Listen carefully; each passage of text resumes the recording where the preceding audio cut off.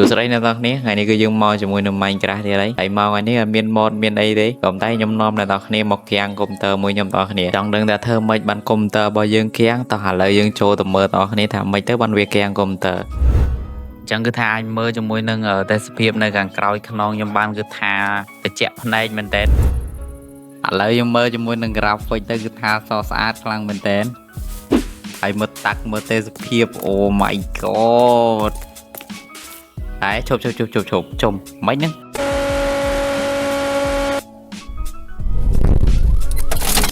អញ្ចឹងគឺថាមើល graphic ស្អាតតែប៉ុណ្ណឹងបានហើយបើថាមើលតិចទៀតហ្នឹងច្បាស់ជាអត់លាយកុំព្យូទ័រម្ខានទេ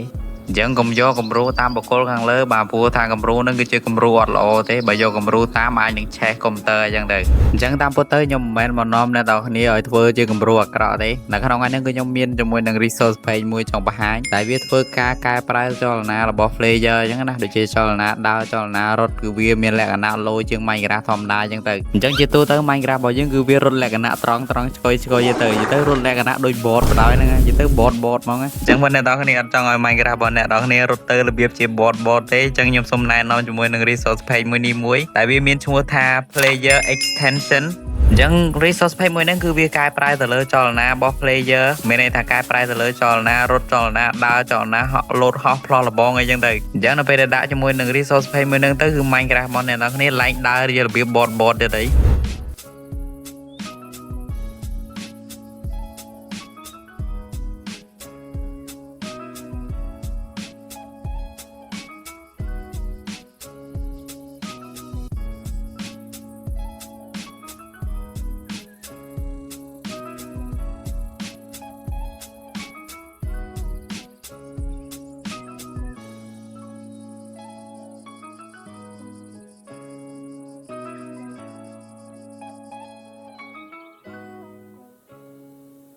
ក៏តែ resource page មួយហ្នឹងគឺវាត្រូវការ mod 2មកជំនួយតែ mod ទី1នោះគឺមានឈ្មោះថា entity filter តែ mod ទី2នោះគឺមានឈ្មោះថា entity model ចាំបាច់មែនតើក្នុងការជំនួយឲ្យ resource page នឹងដំណើរការបានស្រួលចឹងទៅអញ្ចឹងបើសិនជាដាក់ទេគឺវាអាចនឹងមានបញ្ហាវាកលិចវាអត់ដើរវាអត់អីចឹងទៅអញ្ចឹង resource page មួយហ្នឹងគឺមានតែប៉ុណ្្នឹងទេតោះឥឡូវយើងមកមើលថ្ងៃលេខទាំងអស់គ្នា